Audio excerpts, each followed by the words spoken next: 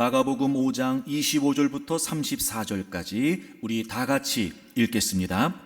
12해를 혈루증으로 앓아온 한 여자가 있어 많은 의사에게 많은 괴로움을 받았고 가진 것도 다 허비하였으되 아무 효험이 없고 도리어 더 중하여졌던 차에 예수의 소문을 듣고 무리 가운데 끼어 뒤로 와서 그의 옷에 손을 대니 이는 내가 그의 옷에만 손을 대어도 구원을 받으리라 생각하밀러라.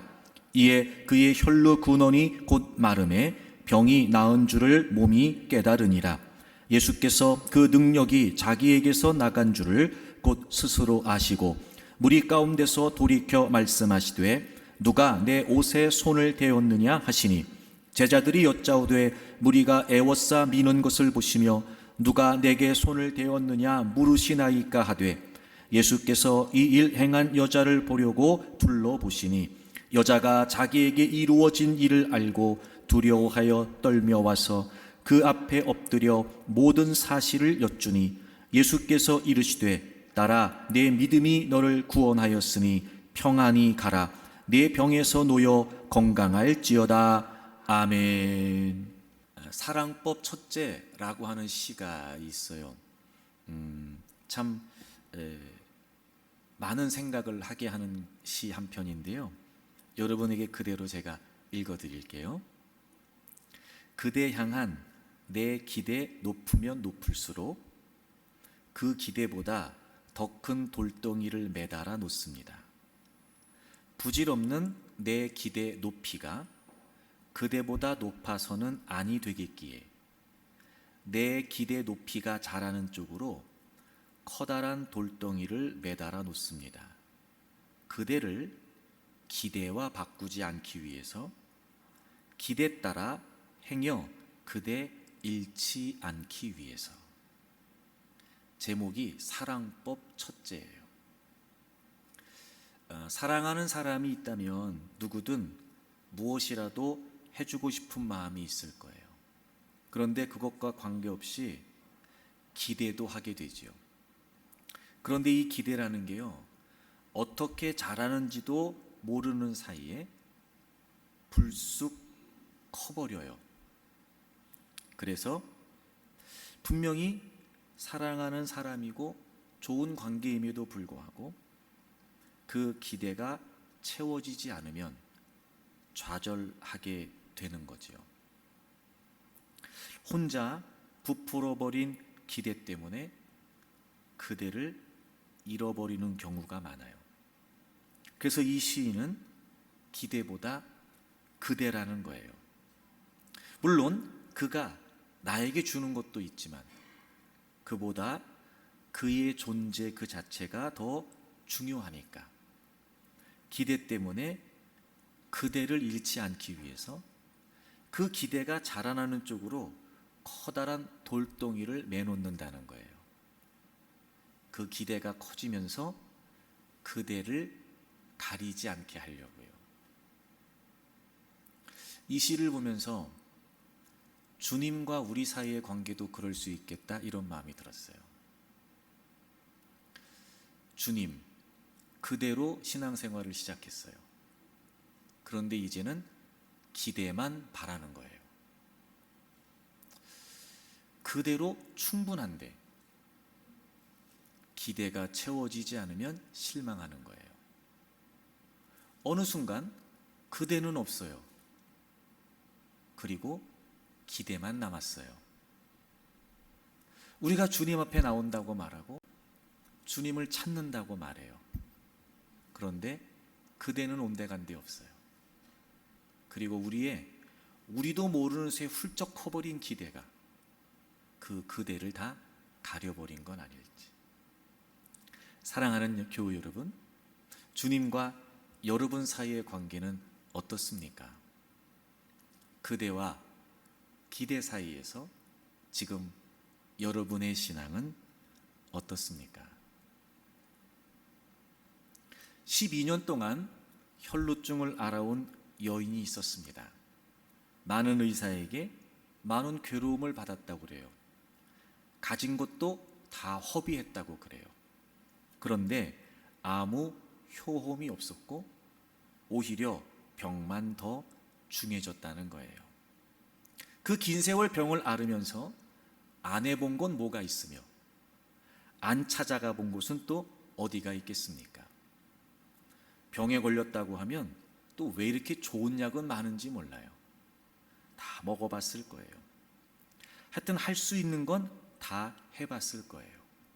그런데 돈만 낭비했어요. 병을 고치기는커녕 오히려 더 그 병이 심해진 거예요. 무슨 의미일까요?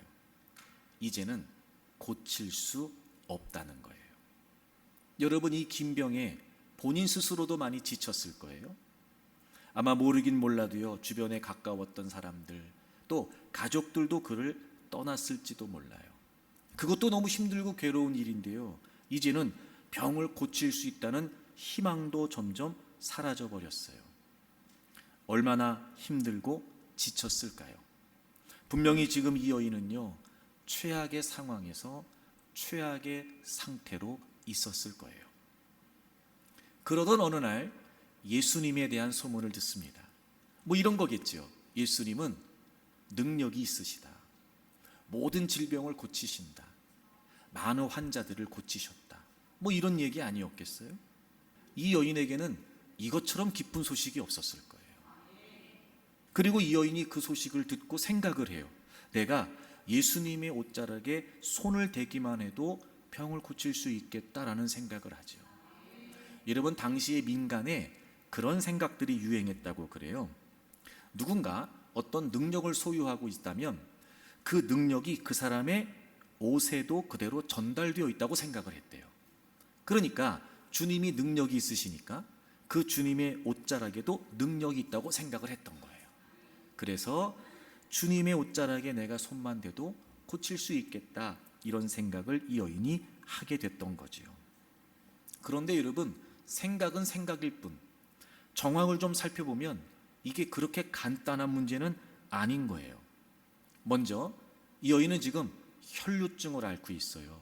쉽게 말하면 하혈을 계속하는 유출병이에요.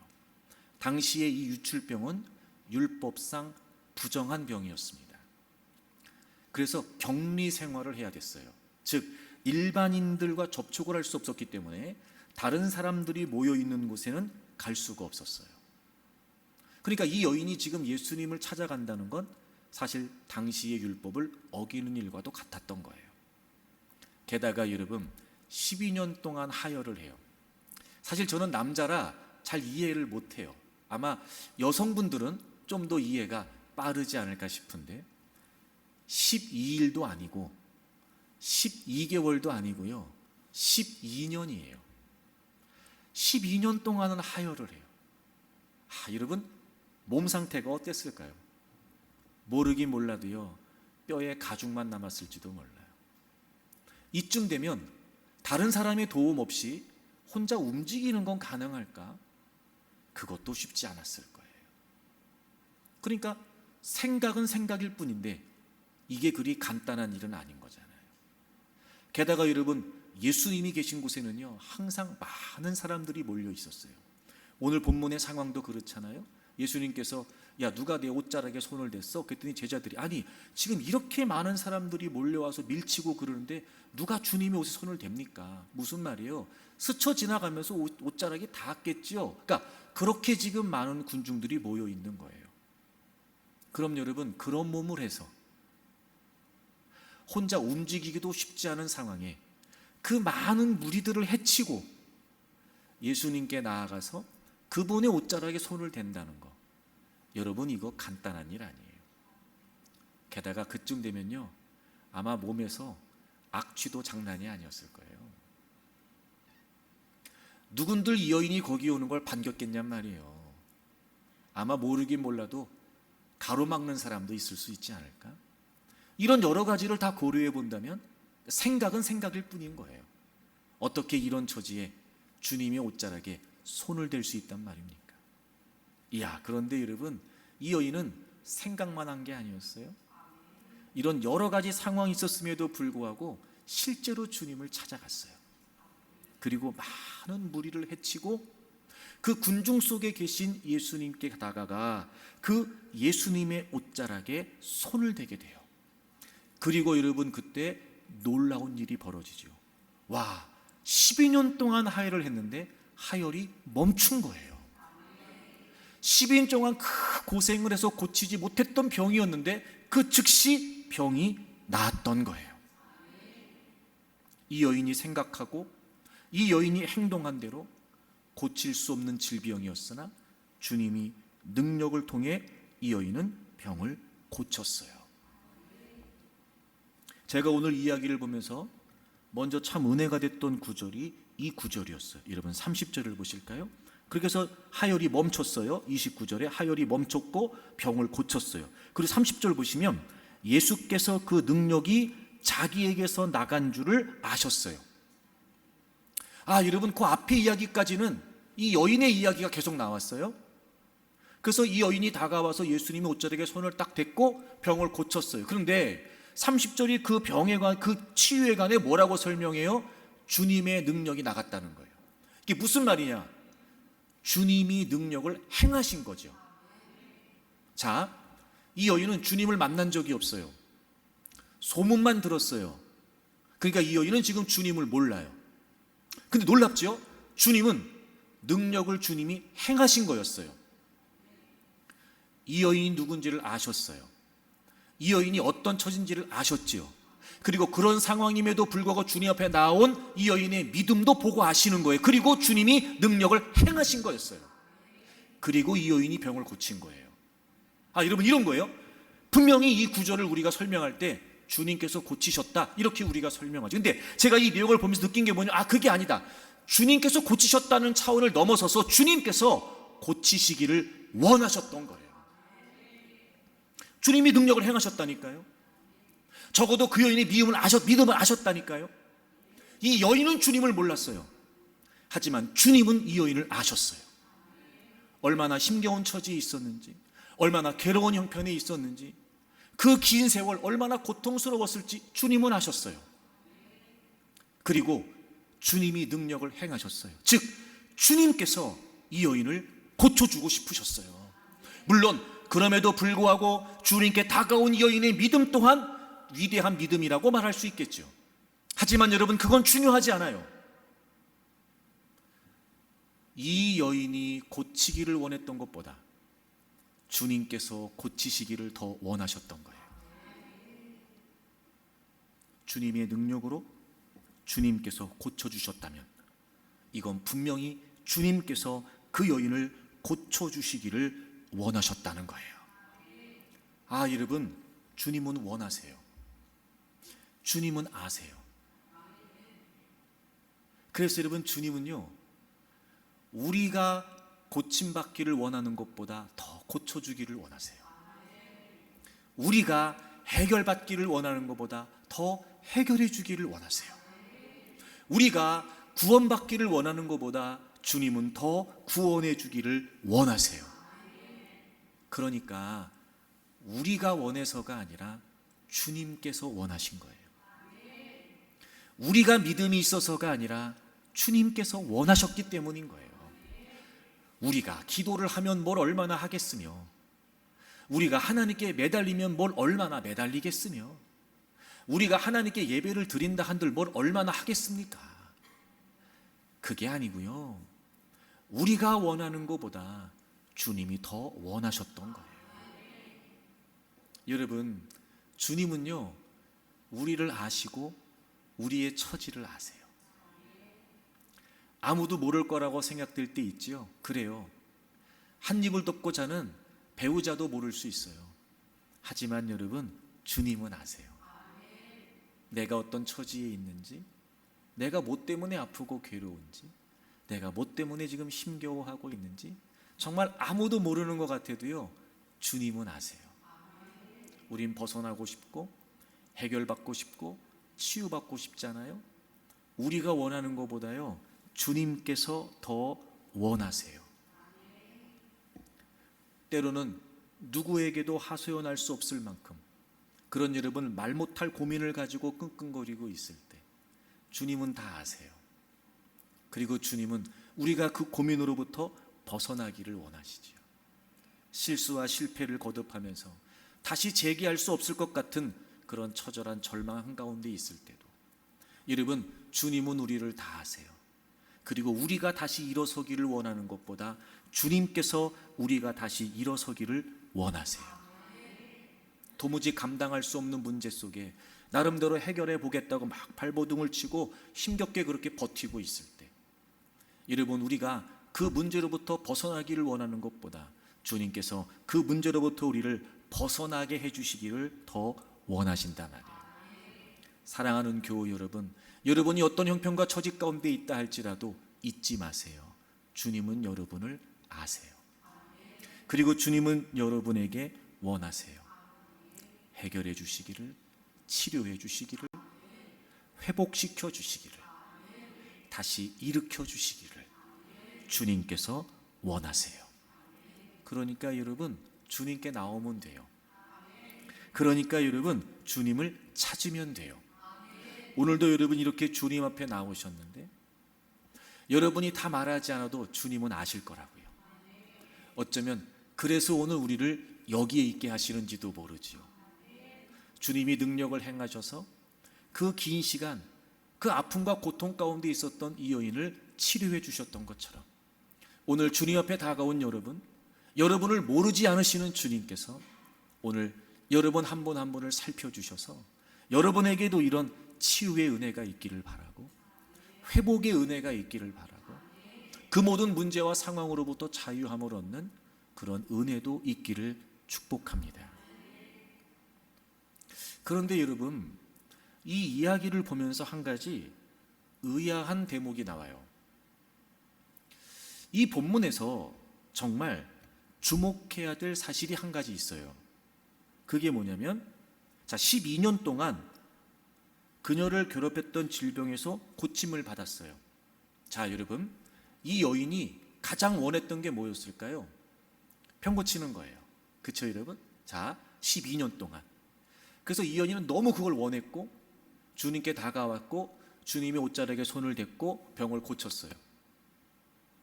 그럼 얘기가 끝나야 되잖아요. 아니, 됐잖아. 제일 원하는 게 뭐예요? 병 고치는 거예요. 그러니까 병을 고쳤잖아요, 지금. 그러면 어떻게 돼야 돼요? 얘기가 끝! 그러면 돼요. 병을 고쳤다, 집에 갔다, 잘 살았다, 끝! 이러면 돼요. 근데 여러분, 우리가 오늘 본문을 읽었지만 끝나지 않아요, 얘기가.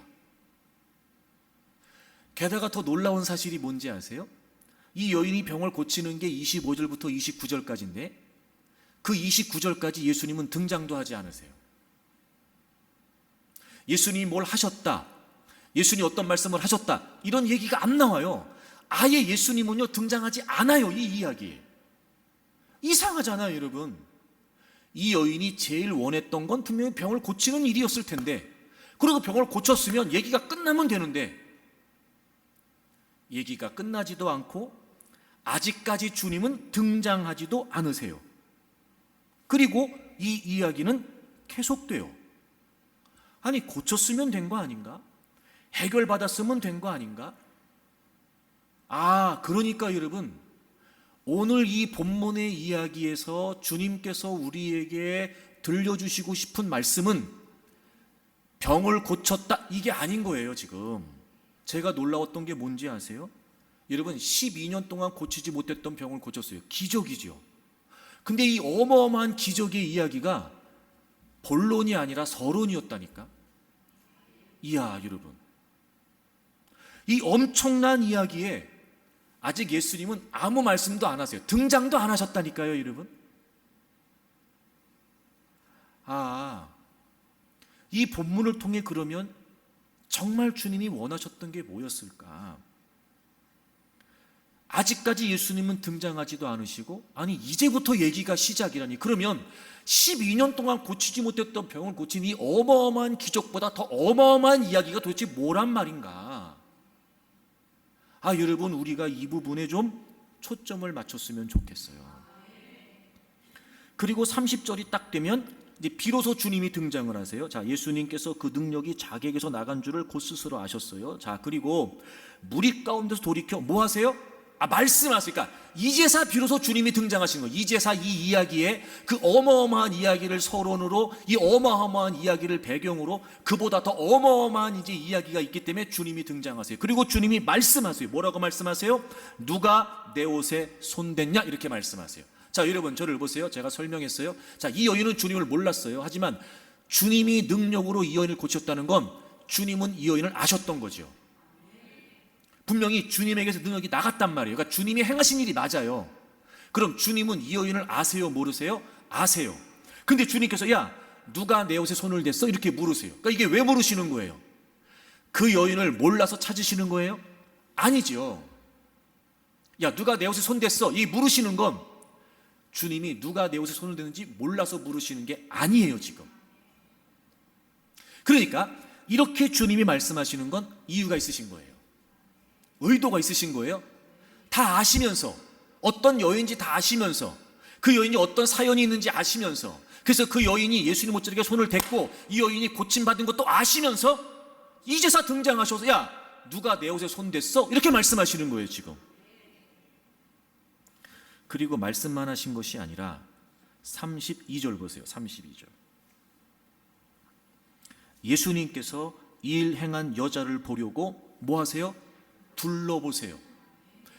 야, 누가 내 옷에 손댔냐? 말씀만 하신 것이 아니라 이제 비로소 막 둘러보시는, 여기저기 사람들을 막. 그리고 성경은 그 예수님의 의도를 분명히 기록하고 있어요. 32절 다시 보세요. 예수께서 이 일 행한 여자를 뭐 하시려고? 보시려고. 누군지 모르시는 게 아니었어요. 누군지 아셨어요. 어떤 과정이 있는지 주님도 다 아셨어요. 근데 야, 누가 내 손을 댔냐? 그러더니 막 주님이 두리번 사람을 찾으세요. 주님의 의도가 뭐였는지 아세요? 지금 그 여인을 찾고 계시는 거예요. 몰라서 찾으시는 것이 아니에요. 알고 계시면서 찾으시는 거예요. 누군지 모르셔서 누가 옷에 손을 대서 찾으시는 게 아니라고요. 누군지 아시는데 지금 찾으시는 거예요. 그럼 이게 무슨 말이겠어요? 누군지 아시는데 굳이 이 여인을 찾으세요. 이유가 뭐예요? 병을 고쳐주신 것보다 더 중요한 의미가 있겠죠. 병을 고쳐주신 것보다 더 중요한 의미가 뭐예요? 왜 찾으시는 거예요? 내 앞에 나오라는 거예요. 여러분, 이거 굉장히 중요합니다. 아니, 지금 이 여인은 주님 앞에 나왔잖아요. 그리고 옷자락에 손을 댔잖아요. 그러면 되는 거 아닌가? 라고 생각할 수 있을 때 주님은 그게 아니라는 거예요. 굳이 주님이 찾으시는 거예요, 지금. 내 앞에 나오라는 거예요. 나 만나라는 거예요. 지금 이 여인은 주님 앞에 나왔는데,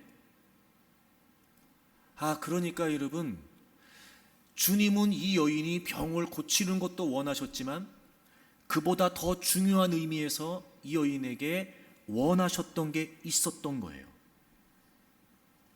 자, 이제 이 여인 편에서 한번 생각해 볼까요? 자, 옷자락에 손을 댔어요. 병을 고쳤어요. 너무 좋았을 거예요, 여러분.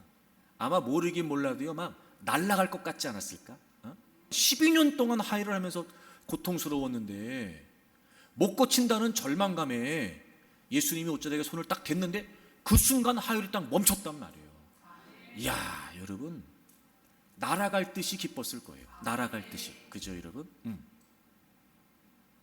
그런데 갑자기 주님이 야, 누가 내 옷에 손 댔어? 모르긴 몰라도 이 여인이 예수님 옷자락에 손을 댔기 때문에 그 많은 무리들 가운데 이 여인은 예수님 곁에 가까이 있었을 거예요. 그죠? 누가 내 옷에 손 댔어? 자, 이 여인이 그 주님 말씀을 들었을까 못 들었을까? 들었겠죠. 들었을 거예요. 그리고 주님이 막 두리번 찾으시는 거예요. 그 모습이 보였을 거예요. 자, 보세요, 여러분. 지금 주님이 하시는 이 말씀과 주님이 하시는 행동에 있어 제자들은 누군지 몰라요. 그 여인이. 거기 모여있는 무리들도 누군지 몰라. 근데 누군 알아? 이 여인은 알아요. 그죠? 이 여인은 알아, 지금. 왜? 자기가 옷자락에 손 댔거든. 그러니까 이런 거예요. 아무도 몰라요. 근데 주님이 누가 내 옷에 손 댔어? 이렇게 물으시면서 주님도 아시고 이 여인도 아는 거예요, 지금. 주님께서 이 여인을 특정해서 찾으시는 거예요, 지금. 그리고 그 무리 속에 있었던 이 여인도 주님이 자기를 찾으신다는 걸 부정할 수 없는 거예요. 지금 주님께서 이 여인에게 아주 중요한 걸 말씀해 주시는 거예요. 주님이 지금 이 여인을 찾고 계셨고, 그게 바로 자신이라는 걸 이 여인은 알아야 됐고, 주님이 원하시는 건 내 앞에 나오라고 하시는 거였어요. 그런데 이 본문을 보면서 또 한 가지 의아한 대목이 나와요. 그렇게 했더니, 자, 33절 보세요. 33절. 여자가 자기에게 이루어진 일을 알고 어떻게 했어요? 두려워했어요. 그러니까 주님이 찾으시는 거, 주님이 자신을 찾으시는 것 때문에 두려워했어요. 여러분, 아까 제가 말씀드렸던 것처럼 12년 동안 자신을 괴롭혔던 병을 고쳤어요. 이제 두려울 게 뭐가 있어요? 걱정할 게 뭐가 있어요, 여러분? 근데 희한하죠? 주님이 찾으셨는데 겁이 났어요. 두려웠다고요. 뭐 이런 생각 해볼 수 있겠죠, 우리가? 아까 말씀드렸던 것처럼 이렇게 지금 이 여인이 무리가 많은 곳에 와서 예수님 옷자락에 손을 대는 건 당시 율법을 어기는 일이었어요. 뭐 쉽게 말하면 들켰다, 뭐 이런 생각이었을까? 두려웠어요. 근데 그 이유는 아닌 것 같아요. 왜 그러냐? 자, 보세요, 여러분. 자, 그게 두려웠어요. 그럼 어떻게 하면 돼요? 겁나, 두려워. 어떻게 하면 돼요? 도망치면 돼요. 근데 희한하죠? 두려워서 도망치지 않았어요. 이 여인이 어떻게 했냐면요, 두려웠는데 주님 앞에 나왔어요.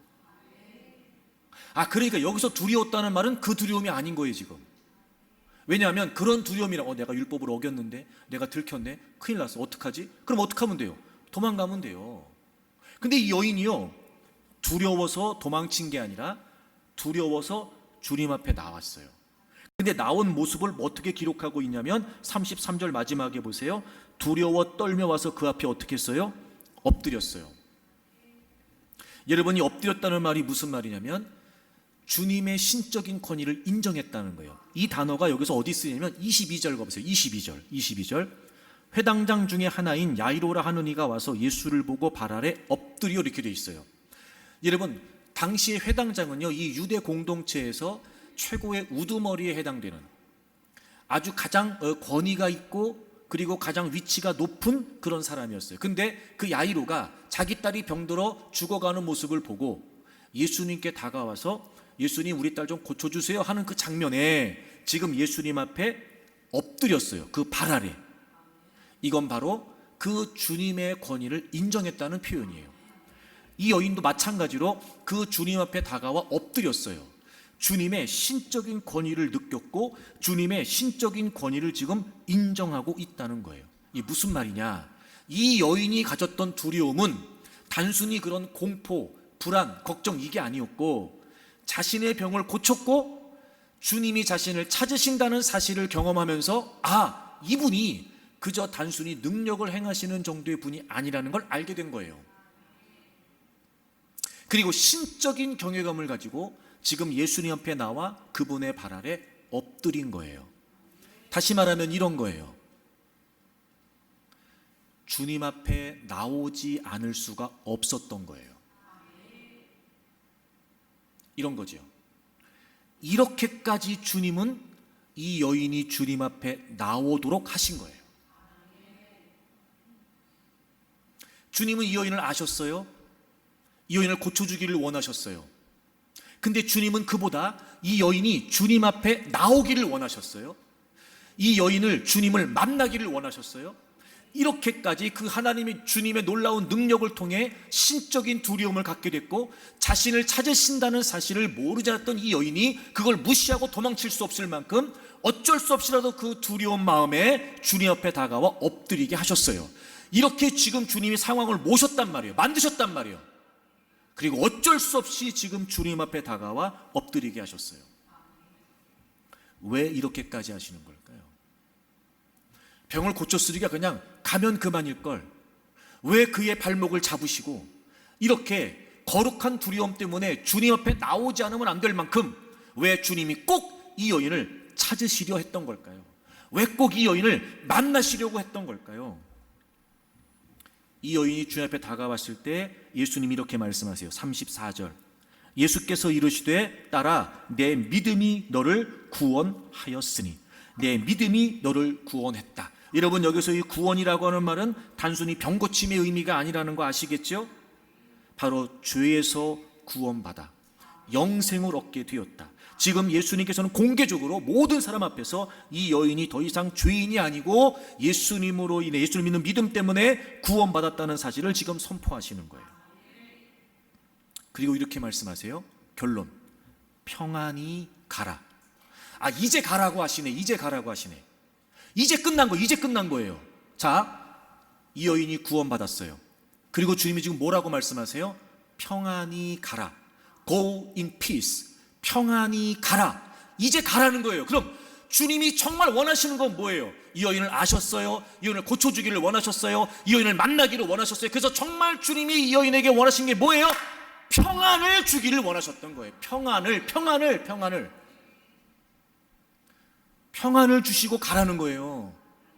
이 얘기의 끝은 여기에 있단 말이에요. 이 이야기의 핵심은 여기에 있어요. 자, 그도 그럴 것이 병을 고친다고 이제 이후에 또 다른 문제가 없겠냐고요. 물론 이 여인이 12년 동안 혈루증을 앓았으니까 가장 큰 문제가 그 문제였겠지만 그것만 고통스러웠을까? 병을 고쳤다 하여 그 이후에 또 다른 상황, 또 다른 문제, 또 다른 아픔, 또 다른 괴로움이 없을까? 왜 없겠어요? 근데 이 여인은 병만 고치면 된다고 생각했어요. 근데 주님은 그게 아니셨어요. 이렇게까지 해서라도 주님께 나오게 하셨어요. 그리고 주님이 정말 그 여인에게 주기를 원하셨던, 이렇게까지 주님이 원하셨던 건 이 여인이 평안하기를 원하셨어요. 여기에 번역된 이 평안이라고 하는 헬라어는 에이레네예요. 이 말은 히브리어 샬롬의 헬라식 표현이에요. 샬롬. 여러분이 샬롬이라고 하는 말을 우리는 그냥 단순히 어떤 인사 정도로 생각해요. 아니에요. 여러분이 샬롬이라고 하는, 이 오늘 에이레로 번역된 이 평안이라고 하는 이 샬롬이라고 하는 단어는 우리의 신앙에, 우리의 믿음에 가장 본질적인 내용을 담고 있어요. 예수 그리스도만이 주실 수 있는, 즉 예수님을 믿고, 즉 예수님을 만나고 예수님을 믿을 때만 얻을 수 있는 평안, 그걸 주님께서 주시기를 원하셨던 거예요. 병고침이 아니라 평안, 문제 해결이 아니라 평안. 어떤 상황에도, 어떤 문제에도, 어떤 형편에도, 어떤 아픔에도 깨어지지 않는, 흐트러지지 않는, 결코 세상이 줄 수 없는 진정한 평안, 주님만이 주실 수 있는 진정한 평안, 주님이 그걸 주기를 원하셨어요. 우리 모든 인간은 우리의 죄 때문에 하나님과의 관계가 깨어져 버리죠. 단절됩니다. 마치 물을 떠난 물고기처럼, 뿌리 뽑힌 나무처럼. 인간이 고통스러운 삶을 살게 된 것은 바로 그 죄 때문에 하나님과의 관계가 깨어져 버렸기 때문이에요. 근데 하나님께서는 그런 우리 인간을 그냥 그 불행과 고통 속에 놔두지 않으십니다. 바로 깨어진 하나님과의 관계를 다시 회복하시기 위해 예수 그리스도를 화목 제물로 내어주시죠. 로마서 3장을 찾겠습니다. 로마서 3장 23절. 모든 사람이 죄를 범하였음에 하나님의 영광에 이르지 못하더니, 모든 사람이 죄를 범했어요. 한 사람도 예외 없이. 그래서 하나님의 영광에 이르지 못했다. 즉 하나님 앞에 그 누구도 나아갈 수가 없었어요. 우리의 죄 때문에 하나님과의 관계가 깨어져 있었어요. 막혀져 있었단 말이에요. 그런데 24절, 그리스도 예수 안에 있는 속량 대신 죄값을 치러주신 거죠.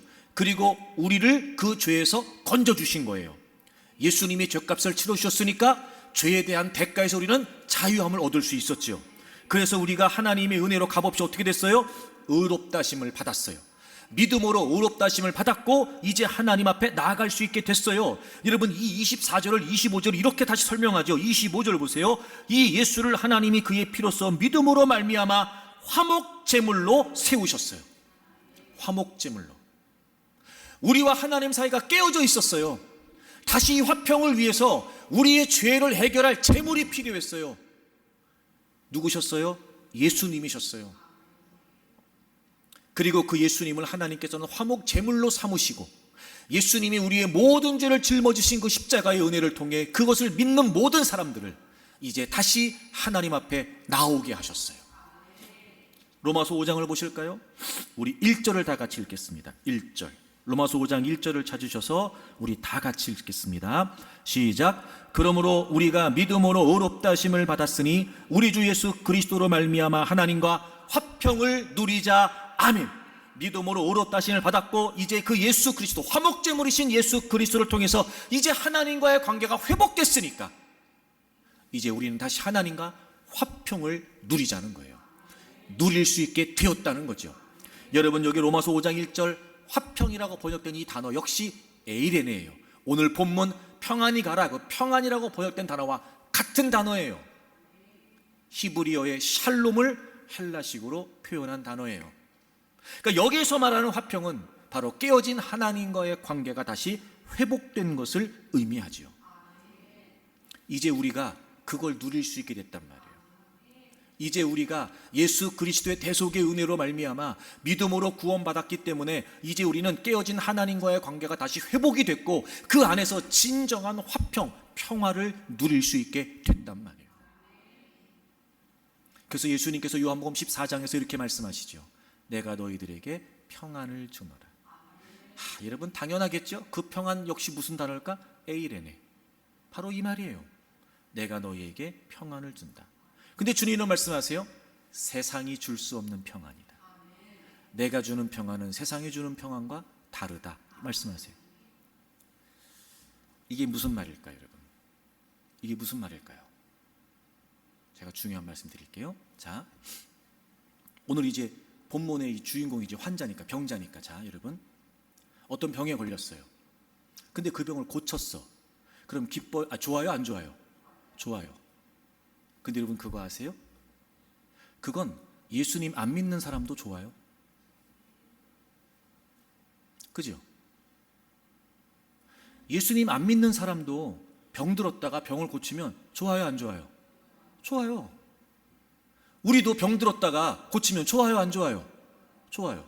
뭐가 달라요? 그죠? 사업에 실패를 했어요. 그랬다가 다시 사업이 잘 되기 시작했어. 자, 좋아요, 안 좋아요? 좋아요. 그건 예수님 안 믿는 사람도 좋아요. 직장을 못 구했어. 그랬다가 드디어 직장을 구했어. 좋아요, 안 좋아요? 좋아요. 예수님 안 믿는 사람도 좋아요. 그게 평안이에요? 아니에요. 주님 뭐라고 말씀하세요? 내가 너에게 평안을 준다. 내가 주는 평안은 세상이 주는 것과 다르다. 주님이 주신다는 이 평안이 뭘까요, 여러분? 자, 요한복음 20장을 찾아보실래요? 예수님이 십자가에서 돌아가시잖아요. 그리고 겁쟁이였던 제자들이 벌벌 떨면서 한 곳에 모여서 문 걸어 잠그고 다들 벌벌 떨고 있었어요. 예수님이 부활하셨으나 여전히 그들은 두려웠어요. 자, 19절, 20장 19절. 이날 곧 안식 후 첫날 저녁 때에 제자들이 유대인들을 두려워하여 예수님을 유대인들에게 죽인 걸 보고 제자들도 겁내지 않을 수가 없었겠죠. 모든 곳에 문을 닫았어요. 꼭 걸어 잠그고. 그런데 그때 예수님이 나타나세요. 예수님께서 오사 가운데 서서 이르시되 너희에게 뭐가 있을지어다? 평강. 역시 여기에 나오는 평강도 에이레네예요. 평강이 있을지어다 이렇게 말씀하세요. 그리고 예수님께서 20절 손과 옆구리를 보여주세요. 그래서 제자들이 주를 보고 어떻게 했어요? 기뻤어요. 이런 거예요. 주님이 죽으셨어요. 너무 벌벌 떨고 두려웠어요. 자기들도 죽을 것 같았어요. 예수님까지 죽이는 유대인들과 교권주의자들이라면 제자들을 죽이는 건 일도 아닐 거예요. 모르긴 몰라도 예수님이 돌아가시고 난 다음에 제자들은 다음 차례는 우리다 이런 생각하지 않았을까? 그리고 지금 벌벌 떨면서 문 걸어 잠그고 한 곳에 모여 있었어요. 그때 주님이 나타나셨어요. 그 두려워하고 있는 그들에게 너희에게 평강이 있을지어다 그러셨어요. 그래서 제자들이 주님이시군요. 예수님이 옆구리 보여주시고 손자국 보여주시고 주님이시네, 주님이시다 그리고 기뻤어요. 근데 희한해요. 21절 보세요. 예수께서 또 이르시되 너희에게 뭐가 있을지어다? 평강이 있을지어다. 앞에서 19절에서 평강이 있을지어다 하신 말씀은 이해가 돼요. 왜? 다 겁나고 있잖아. 지금 두려워하고 있잖아. 이해가 돼요. 근데 이제 주님 걸 확인하고 다 기뻤어요. 문제가 해결됐단 말이에요. 기뻤어요. 주님 오셨으니까. 근데 주님이 또 뭐라고 말씀하세요? 너희에게 평강이 있을지어다. 이게 다르잖아요. 그러니까 지금 주님이 말씀하신 이 평강, 요한복음 14장에서 요한복음 20장에서 마가복음 5장에서 지금 주님이 계속해서 말씀하신 이 평강은 우리가 생각하는 그 편안함이 아니에요. 문제가 해결되면 주어지는 그 안심, 그 편안함, 어려웠던 상황이 해결되고 반전돼서 좀 편해졌다, 이게 아니라는 거예요. 지금 이게 아닌 거예요. 상황, 형편 따라 우리에게 주어지는 감정, 이게 평안이 아니고요. 그 어떤 상태에서, 그 어떤 상황에서도 하나님과의 관계 안에서 누릴 수 있는 흐트러지지 않는 절대적인 상태, 그 평안이에요. 그 평안. 주님이 우리에게 주시기를 원하시는 건 바로 이 평강이에요. 근데 이건 주님으로만 얻을 수 있어요. 그래서 주님께서 굳이 이 여인을 만나려고 하셨던 거예요. 우리도 그렇지 않을까? 우리도 어느 순간 그대와 기대 사이에서 우린 기대에만 목을 메고 있는 거예요. 이런 거죠. 주님의 얼굴은 보지 않고 주님의 손만 보는 거예요. 거긴 진짜 평안이 없어요. 때로는 우리가 어려운 상황을 겪고 있을 때 주님께서 우리의 처지를 살피셔서 그 문제를 해결해 주시고 고쳐주시고 다시 회복해 주시고 하는 이유는 그걸로 안심해라 이 말씀이 아니고, 그걸 통해 주님이 살아계시군요, 주님이 나와 함께 하셨군요, 주님이 내 편이셨군요, 주님이 내 기도를 들으셨군요, 이렇게 우리와 함께 하셔서 우리 속에 거하시는 그 주님을 확인하라는 거죠. 근데 우린 그거면 끝인 줄 알아요.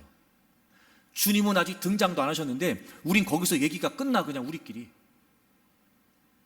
주님에게 안타까우신 거예요. 주님이 주기를 원하시는 건 문제가 있든 문제가 없든, 병에 걸렸던 병에 걸리지 않았던, 실패했던 성공했던 그런 상황에 따라서 주어지는 감정이 아니고, 그럼에도 불구하고 모든 상황 속에서 흐트러지지 않는 절대적인 평강의 상태, 그걸 주님이 우리에게 이미 십자가에서 주셨단 말이에요. 사랑하는 교회 여러분, 저는 여러분들이 이 주님과의 회복된 관계 안에서 누릴 수 있는 이 평강을 추구해 가기를 바랍니다. 그 어떤 상황에서도 여러분의 마음과 여러분의 또 심령과 그 여러분의 존재가 흐트러지거나 무너지거나 깨어지지 않을 수 있는 그 진짜 평안, 주님 안에서만 누릴 수 있는, 주님을 만나고 주님을 경험하고 주님과 더 가까워지고 이렇게 주님 안에서만 누릴 수 있는 이 진정한 평안을 저는 여러분들이 맛볼 수 있기를 바랍니다. 누릴 수 있기를 바랍니다. 방법은 딱 하나예요. 주님이 요한복음 15장에서 주님과 우리 사이의 관계를 포도나무와 가지로 비유하셨어요. 너희가 내 안에 내가 너희 안에, 그러면 많은 열매를 맺는다. 그런데 너희가 나를 떠나면 아무것도 할 수 없다고 그랬어요. 여러분, 그 말씀이 무슨 말씀이냐면요, 주님과 관계, 주님 안에 있는 것으로 충분하다는 거예요. 주님으로 충분하다. 근데 주님을 떠나면 아무것도 안 돼요. 그러면서 이렇게 말씀하세요. 반복해서 말씀하시면서 너희가 내 안에, 내 말이 너희 안에 거하면.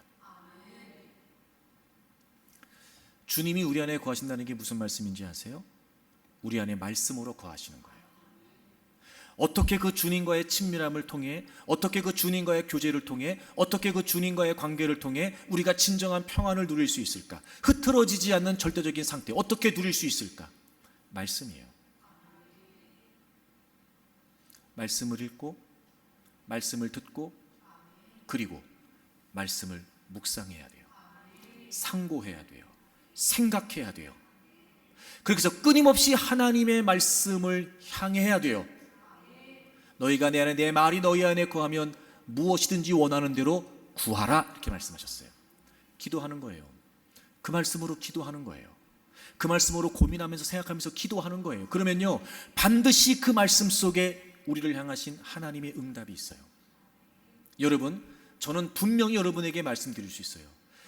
그 주님이 깨닫게 하시는 말씀, 내가 그 붙들리는 그 말씀의 은혜 속에서요, 완벽한 치유가 있고 완벽한 회복이 있고 그것이 완벽한 능력이 돼요. 저는 여러분들이 그걸 경험하기를 바라요. 물론 상황이 좋아지면 좋겠죠. 어려운 문제가 풀려지면 좋겠죠. 그건 누구나 원하는 일이에요. 하지만 그렇지 않아도 이미 내 안에 주님이 계시고 내가 주님 안에 있고 주님의 말씀이 내 안에 있어. 늘 그 말씀을 생각하고 상고하고 고민하면서 이미도 내 속에 담겨져 있는 하나님의 말씀이 있는 거예요. 근데 문제가 뭐냐? 정말 그런 상황에 결정적으로 주님의 말씀이 우리를 평안케 하는데 그럴 만한 말씀의 은혜가 없는 거예요. 점점 말씀을 대하는, 점점 말씀 앞에 있는 시간이 줄어들어요. 설교를 듣고 성경을 읽고 한 구절에도 묵상하면서 고민하고 그 말씀 붙들고 기도하고 이렇게 하려고 하지 않아요.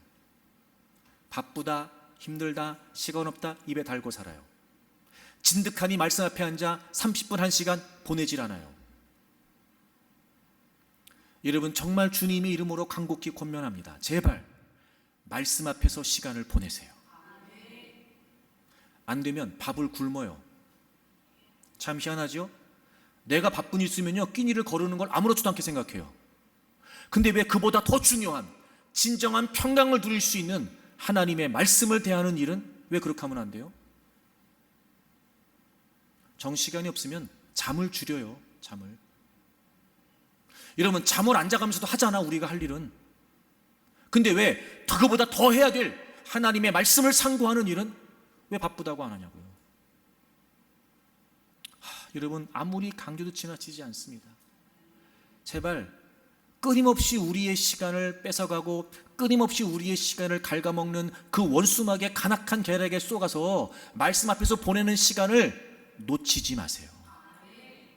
진득하니 아무리 바빠도 하여튼 뭔 일이 있어도 진득하니 앉아서 성경 읽고 묵상하고 기도하고 그리고 그 말씀을 통해 주님과 교제하는 그 시간, 여러분 약속하신 대로 결코 세상이 줄 수 없는 진정한 평안을 주시겠다고 약속하셨으니까 그 약속을 믿고 확신하고 저는 여러분이 그걸 여러분의 삶에서 경험하기를 바랍니다. 주님은 우리를 아세요. 그리고 우리의 모든 문제를 해결해 주기를 원하시죠.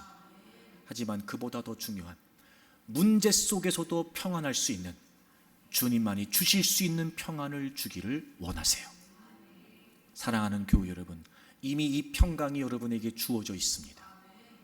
누리기를 바랍니다. 이미 이 평강이 여러분에게 주어져 있습니다. 이 은혜로 살기를 바랍니다.